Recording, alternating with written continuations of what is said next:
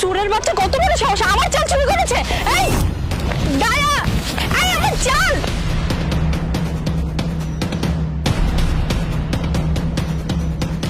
এই দায়া, দায়া, তোর সাহস কত বড়, তুই আমার চাল চুরি করেছিস? আপা, না যাই না আমার গায়ে হাত তুলেন না আপা। তোর কথা আমি কি শুনবো?